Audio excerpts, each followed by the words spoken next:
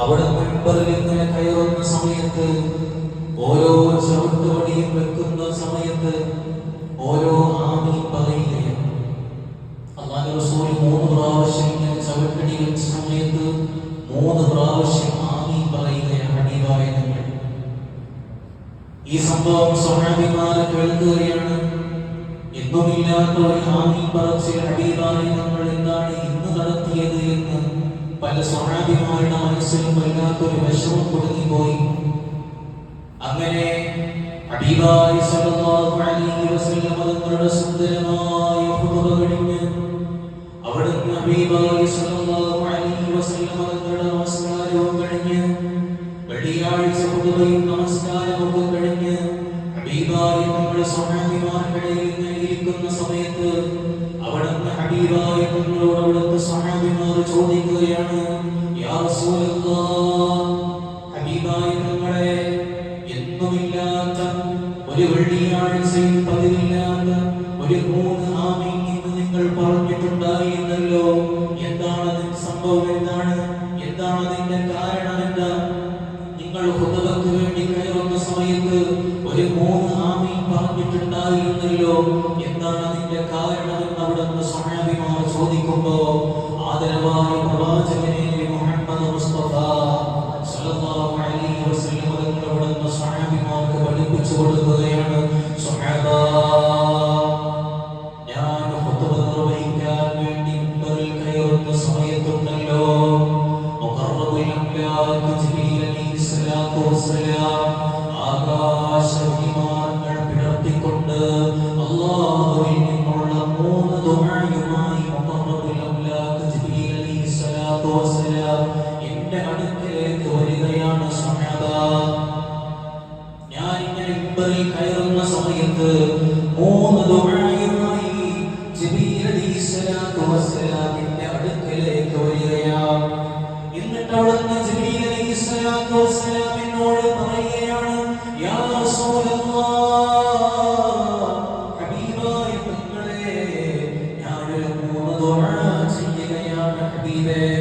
അല്ലാഹ് പഠിപ്പിച്ചു തന്ന, അല്ലാഹ് നിങ്ങളോട് ആമീൻ പറയാൻ പറഞ്ഞ 3 ദുആ അല്ലാഹ് കൊടുത്തു വിട്ടതാണ് ഹബീബേ. നിങ്ങൾ ആമീൻ പറയണേ എന്ന് മുഖറബുൽ അംലാഖ് ജിബ്രീൽ അലൈഹിസ്സലാത്തു വസ്സലാം എന്നോട് പറയുകയാണ്. ആ സമയത്ത് ഞാൻ പറഞ്ഞു, അതെ, നിങ്ങൾ ദുആ ചെയ്യൂ ജിബ്രീൽ, ഞാൻ ആമീൻ പറയാം. വളരെ ഗൗരവമായ ഹദീസാണ് ഹബീബികളെ, ചെറുപ്പക്കാരെ, പ്രിയമുള്ള ഉപ്പമാരെ, നമ്മൾ എപ്പോഴും ഓർത്തിരിക്കേണ്ട, പ്രത്യേകിച്ച് പരിശുദ്ധമായ റമദാനിൽ ഓർത്തിരിക്കേണ്ട വളരെ ഗൗരവമായ ഹദീസാണ് ഈ പറയാൻ പോകുന്നത്. വളരെ ഗൗരവമായ ദുആയാണ്. മുഖറബുൽ അംലാഖ് ജിബ്രീൽ അലൈഹിസ്സലാത്തു വസ്സലാം എന്നോട് ദുആ ചെയ്യുന്നത്. ആരാണ് ആമീൻ പറയുന്നത്?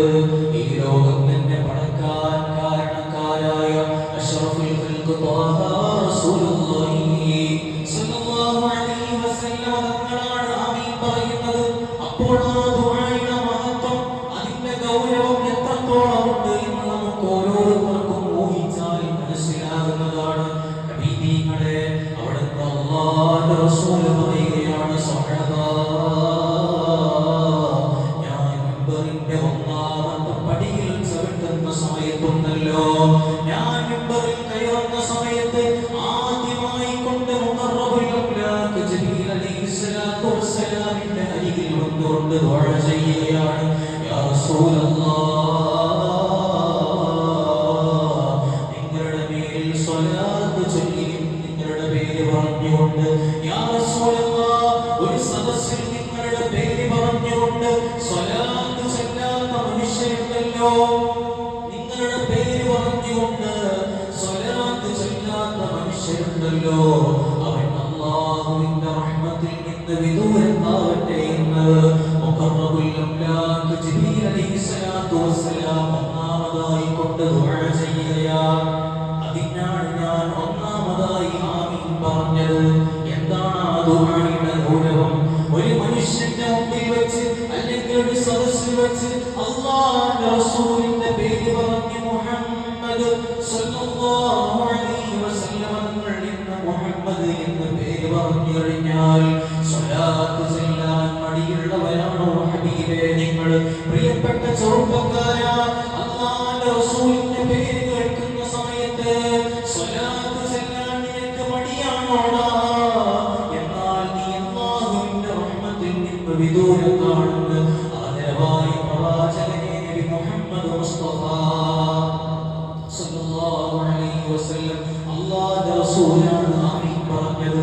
നാളെ പാരത്രിക ലോകത്ത് ഈ മനുഷ്യന്മാർ ഇങ്ങനെ വരുന്ന സമയത്ത് അല്ലാഹുവിന്റെ റസൂലിന്റെ പേര് കേട്ടിട്ട് സ്വലാത്ത് ചൊല്ലാത്ത മനുഷ്യന്മാർ ഇങ്ങനെ വരുന്ന സമയത്ത് അവരുടെ മുഖത്തേക്ക് അല്ലാഹു നോക്കുകയില്ല. കരുണയുടെ നോട്ടം അവരുടെ മുഖത്തേക്ക് നോക്കുകയില്ല.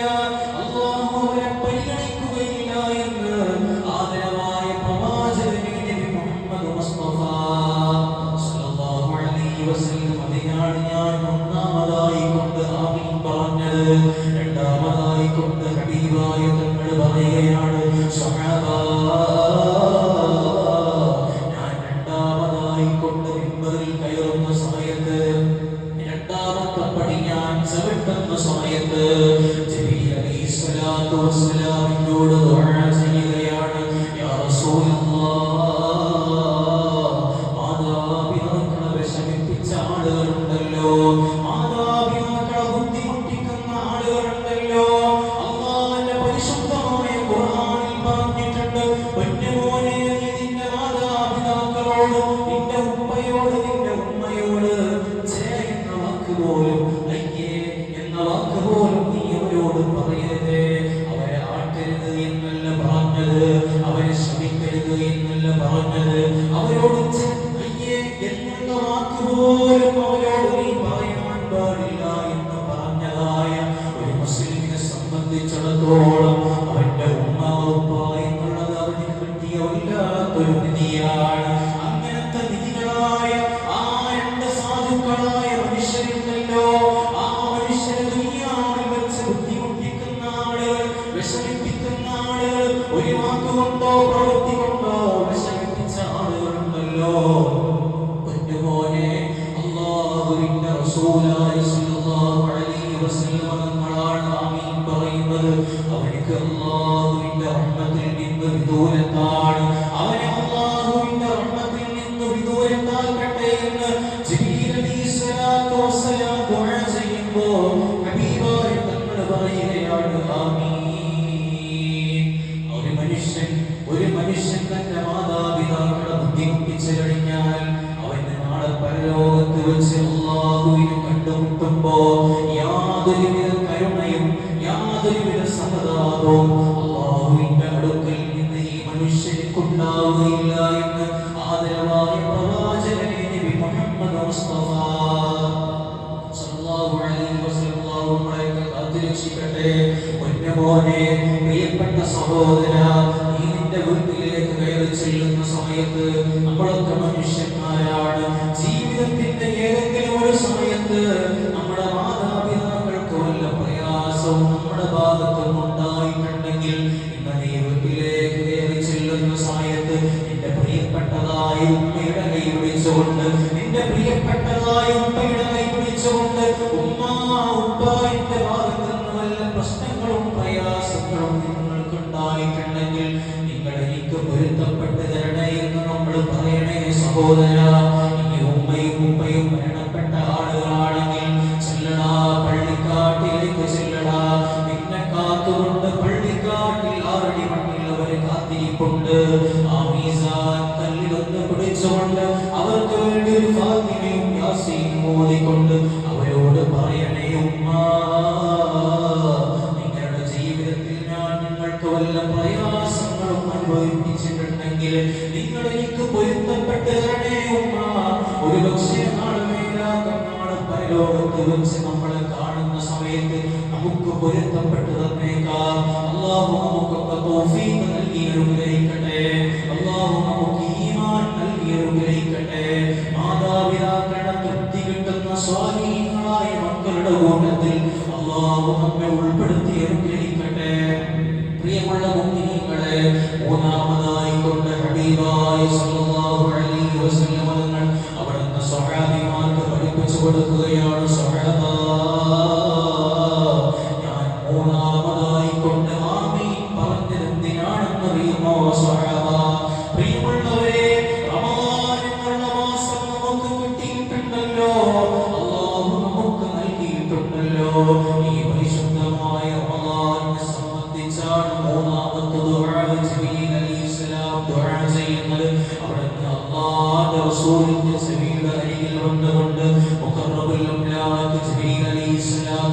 വസ്സലാം ദുആ ചെയ്യുകയാണ്, യാ റസൂലല്ലാഹ്,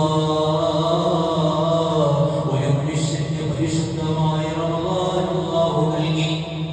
ഒരു മനുഷ്യന് പരിശുദ്ധമായ റമളാൻ അല്ലാഹു സമ്മാനമായി നൽകി. ഒരു ഗിഫ്റ്റായി അവന്റെ മുമ്പിൽ റമളാനിനെ അല്ലാഹു വെച്ചു കൊടുത്തു. പക്ഷേ ആ റമളാനിനെ അവന് വേണ്ടതുപോലെ ഉപയോഗിക്കുന്നില്ല. ആ പരിശുദ്ധമായ റമളാനിനെ വേണ്ടതുപോലെ അവൻ ആദരിക്കുന്നില്ല. അതിന്റെ ബഹുമതികൾ അവൻ അതിന് നൽകുന്നില്ല. ഇബാദത്തുകൾ അവന് കൂടുതലായി ചെയ്യുന്നില്ല. മറ്റുള്ള മാസങ്ങളെ പോലെ റമളാനിനെയും അവൻ തള്ളി നീക്കുകയാണ്. അങ്ങനത്തതായ മനുഷ്യന്മാരുണ്ടല്ലോ, അങ്ങനത്തതായ ചെറുപ്പക്കാരുണ്ടല്ലോ. അല്ലാഹുവേ, പരിശുദ്ധമായ റമളാൻ വന്നെത്തിയിട്ടുണ്ട് എന്ന് ബോധമില്ലാത്ത ചെറുപ്പക്കാരുണ്ടല്ലോ, ഉമ്മമാരുണ്ടല്ലോ, നമ്മുടെ വീട്ടിലുള്ള ഉമ്മമാര് സഹോദരിമാരുണ്ടല്ലോ.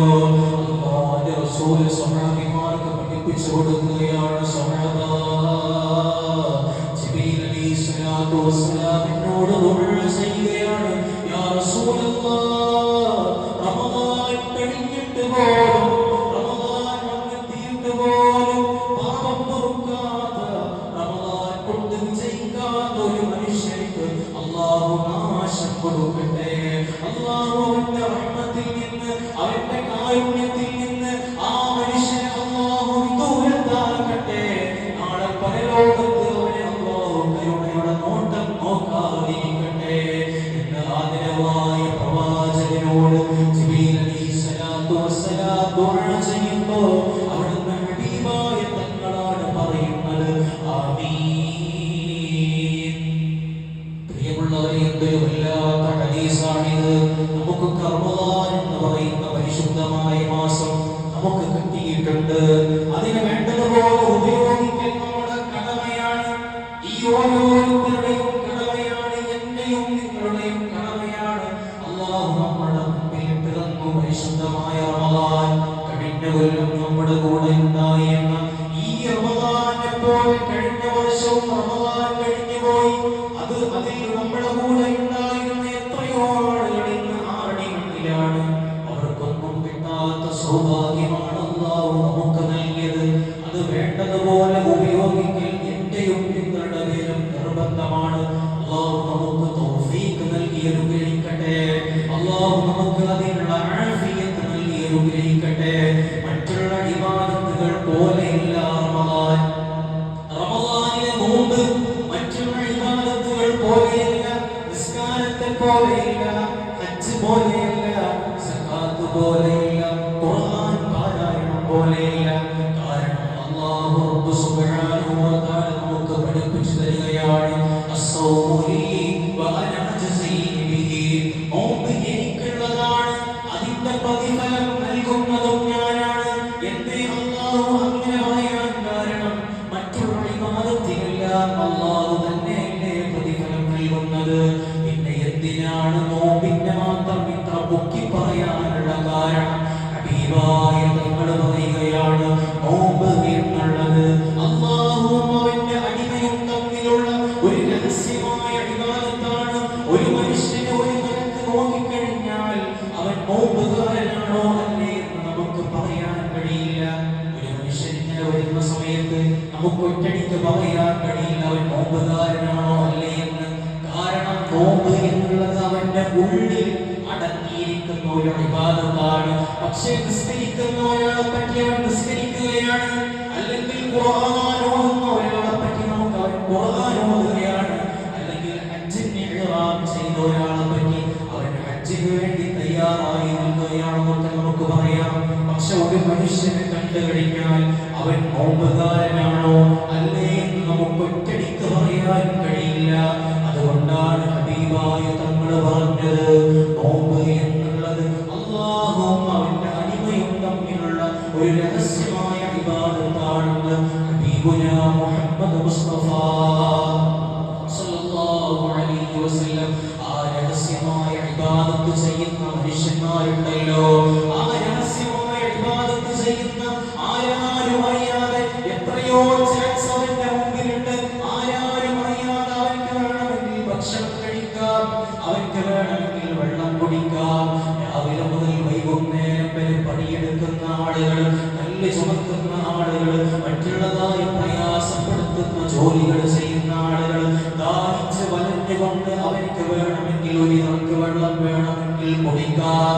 പക്ഷേ അതെല്ലാം ഒഴിവാക്കിക്കൊണ്ട് ഇതെല്ലാം എന്റെ റബ്ബ് കാണുന്നുണ്ടല്ലോ എന്ന ചിന്ത വെച്ചുകൊണ്ട് നോമ്പ് നോറ്റ മനുഷ്യന്മാർക്ക് അല്ലാഹു കൊടുക്കുന്ന പ്രതിഫലം എന്താണെന്ന് അറിയുമോ ഹബീബേ?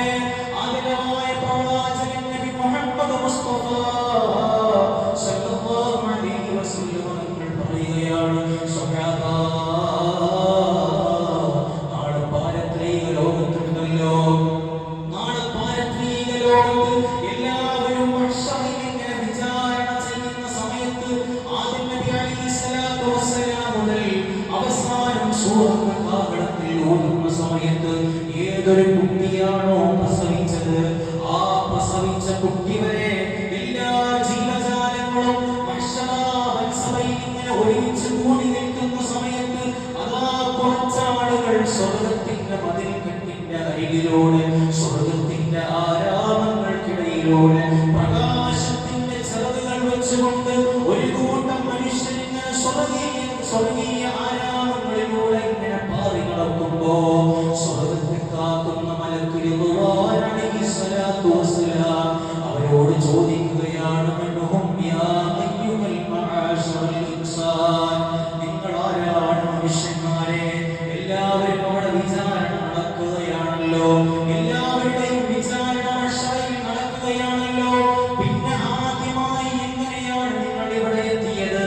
നിങ്ങൾ ആരാണ് എന്ന് അവരോട് ചോദിക്കുമ്പോ ആ ഒരു കൂട്ടം മനുഷ്യന്മാർ പറയുകയാണ്, മിൻ ഉമ്മത്തി മുഹമ്മദിൻ സല്ലല്ലാഹു അലൈഹി വസല്ലം, നഹ്നു മിൻ ഉമ്മത്തി മുഹമ്മദിൻ സല്ലല്ലാഹു അലൈഹി വസല്ലം, ഞങ്ങൾ അല്ലാഹുവിന്റെ റസൂലിന്റെ മുഹമ്മദ് സല്ലല്ലാഹു അലൈഹി വസല്ലം തങ്ങളുടെ ഉമ്മത്തികളിൽപ്പെട്ടവരാ, ഞങ്ങൾ അല്ലാഹുവിന്റെ റസൂലിന്റെ ഉമ്മത്തികളിൽപ്പെട്ടവരാ. ആ സമയത്ത് റിദ്വാൻ അലൈഹിസ്സലാത്തു വസ്സലാം ചോദിക്കുകയാണ്, ഹൽ റഅയ്തും ഹിസാബ്, എല്ലാവരെയും അവനെ വിചാരണ ചെയ്യുന്നുണ്ടല്ലോ. അല്ലാഹു റബ്ബ് സുബ്ഹാനഹു വ തആല പറഞ്ഞിട്ടുണ്ട്, ഒരു മനുഷ്യന്റെയും വിചാരണ കഴിയാതെ മഹ്ശറിൽ നിന്ന് ഒരാൾക്കും അവന്റെ ഒരു കാൽപാദം മുന്നിലേക്ക് വെക്കാൻ കഴിയുകയില്ല എന്ന് അല്ലാഹ് പറഞ്ഞതാണ്, ഹബീബായ തങ്ങൾ പറഞ്ഞതാണ്. അവിടെ റിദ്വാൻ അലൈഹിസ്സലാത്തു വസ്സലാം എന്ന് പറയുന്ന മലക്ക് ചോദിക്കുകയാണ്, ഹൽ റഅയ്തും ഹിസാബ്, നിങ്ങൾ ഹിസാബ് കണ്ടിട്ടുണ്ടോ? 50,000 വർഷങ്ങൾ ദീർഘമുള്ള ഹിസാബ് നിങ്ങൾ കണ്ടിട്ടുണ്ടോ? നിങ്ങൾ ഹിസാബിൽ പങ്കെടുത്തിട്ടുണ്ടോ എന്ന് ചോദിക്കുമ്പോ ആ ഒരു കൂട്ടം മനുഷ്യന്മാർ പറയുകയാണ്, ഞങ്ങൾ ഹിസാബ് കണ്ടിട്ടില്ല, ഞങ്ങൾ ഹിസാബ് അനുഭവിച്ചിട്ടില്ല. ഈ പറയുന്ന സമയത്ത്, ഈ കാര്യം പറയുന്ന സമയത്ത് റിദ്വാൻ അലൈഹിസ്സലാത്തു വസ്സലാം അത്ഭുതപ്പെട്ടു പോവുകയാണ്. റിദ്വാൻ അലൈഹിസ്സലാത്തു വസ്സലാം എന്ന് പറയുന്ന മലക്കറിയാതെ ഒരു ഈച്ച പോലും അല്ലാഹുവിന്റെ സ്വർഗ്ഗത്തിലേക്ക് പ്രവേശിക്കുകയില്ല എന്ന് ആദരവായ പ്രവാചകനെ നബി മുഹമ്മദ് മുസ്തഫ സല്ലല്ലാഹു അലൈഹി വസല്ലം അങ്ങനെയുള്ളതായ ആ റിദ്വാൻ അലൈഹിസ്സലാത്തു വസ്സലാം അത്ഭുതപ്പെട്ടു പോവുകയാണ്. ഹൽ റഅയ്തും സിറാത്ത്, രണ്ടാമതായി അവരോട് ചോദിക്കുകയാണ്, നിങ്ങൾ സിറാത്ത് പാലം കണ്ടിട്ടുണ്ടോ? നിങ്ങൾ സിറാത്ത് പാലത്തിന്മേൽ കൂടെ നടന്നിട്ടുണ്ടോ? ഒരു മനുഷ്യന്റെ വിചാരണ കഴിഞ്ഞാൽ, അവന്റെ നന്മ തിന്മ തൂക്കിക്കഴിഞ്ഞാൽ, അവന്റെ രണ്ടാമത്തെ കടമ്പയായി അവന്റെ സിറാത്ത് പാലത്തിന്മേൽ കൂടെ ഒരു നടക്കലുണ്ട്. ആ നടത്തം നിങ്ങൾ നടന്നിട്ടുണ്ടോ? നിങ്ങൾ സിറാത്ത് പാലം കണ്ടിട്ടുണ്ടോ എന്ന് ചോദിക്കുമ്പോ ആ ഒരു കൂട്ടം പ്രകാശത്തിന്റെ ചിറകുകൾ വെച്ച് പാറി നടത്തുന്ന മനുഷ്യന്മാർ പറയുകയാണ്, ഞങ്ങൾ സിറാത്ത് പാലത്തിന്മേൽ കൂടി നടന്നിട്ടില്ല എന്ന് മാത്രമല്ല, ഞങ്ങൾ ആ സിറാത്ത് പാലം കണ്ടിട്ട് പോലുമില്ല. ഒരു മനുഷ്യനും സ്വർഗ്ഗത്തിലേക്ക് സിറാത്ത് പാലത്തിന്മേൽ കൂടെ നടക്കാതെ സ്വർഗ്ഗത്തിലേക്ക് എത്തുകയില്ല. അങ്ങനെയുള്ളതായ ആ സന്ദർഭത്തിൽ ഞങ്ങൾ സിറാത്ത് പാലം കണ്ടിട്ട് പോലുമില്ല എന്ന് അവിടുന്ന് ആ മനുഷ്യന്മാർ പറയുമ്പോ, അവിടുന്ന് ആ വിവാദം ആളുകൾ പറയുന്ന സമയത്ത് റിദ്വാൻ അലൈഹിസ്സലാത്തു വസ്സലാം വളരെ അത്ഭുതപ്പെട്ടു പോവുകയാണ്. പിന്നെ എങ്ങനെയാണ് നിങ്ങൾ ഈ സ്വർഗത്തിലേക്ക് എത്തിപ്പെട്ടത്? ആരും അറിയാതെ, ഒരു മനുഷ്യൻ പോലും അറിയാതെ, ഈ സ്വർഗത്തിൽ കാക്കുന്ന ഞാൻ പോലും അറിയാതെ നിങ്ങൾ എങ്ങനെയാണ് ഈ സ്വർഗത്തിലേക്ക് എത്തിപ്പെട്ടത്? നിങ്ങൾക്ക് എങ്ങനെയാണ് ഇത്രയും വലിയൊരു സൗഭാഗ്യം അല്ലാഹു നൽകിയത് എന്ന് അവരോട് ചോദിക്കുമ്പോ ആ ഒരു കൂട്ടം മനുഷ്യന്മാർ പറയുകയാണ്, അല്ലയോ ഞങ്ങൾ ദുനിയാവിൽ വെച്ച് അല്ലാഹുവിന് വേണ്ടി ഒരു ഇബാദത്ത് ചെയ്തിരുന്നു. പ്രിയമുള്ള ചെറുപ്പക്കാരാ, പ്രിയമുള്ള പിതാവേ, നമ്മൾ അല്ലാഹുവിന്റെ റസൂലിന്റെ വാക്ക് കേൾക്കണേ. നമ്മുടെ നോമ്പ് നോമ്പാവണേ. അത്തരക്കാർക്കുള്ള പ്രതിഫലമാണ് പറയാൻ പോകുന്നത്. അവിടുന്ന് ഒരു കൂട്ടം മനുഷ്യന്മാർ പറയുകയാണ്, ഞങ്ങൾ ദുനിയാവിൽ വെച്ച് ആരാരും അറിയാത്ത ഒരു ഇബാദത്തായ റബ്ബ് സുബ്ഹാനഹു വ തആലയും അവന്റെ അടിമയും തമ്മിലുള്ള ഒരു രഹസ്യമായ ഇബാദത്തായ പരിശുദ്ധമായ അല്ലാഹുവിന്റെ നോമ്പ് നോറ്റ ആളുകളാണ്. നിങ്ങൾ പരിശുദ്ധമായ റമളാനിലെ നോമ്പ് നോറ്റ ആളുകളാണ്. ആരാരും അറിയാതെ എത്രയോ അവസരങ്ങൾ നിങ്ങൾക്ക് ഭക്ഷണം കഴിക്കാൻ കിട്ടിയിട്ടുണ്ട്. മറ്റുള്ള നാടുകളിൽ പോയിട്ട് അവിടെയുള്ളതായ ഹോട്ടലുകളിൽ ചെന്നുകൊണ്ട് ഭക്ഷണം കഴിക്കാനുള്ള അവസരം കിട്ടിയിട്ട് പോലും ഇതെല്ലാം എന്റെ റബ്ബ് കാണുന്നുണ്ടല്ലോ എന്ന ചിന്ത വെച്ചുകൊണ്ട് പരിശുദ്ധമായ റമളാൻ മാസം നോമ്പ് നോറ്റ ആളുകളാണ്.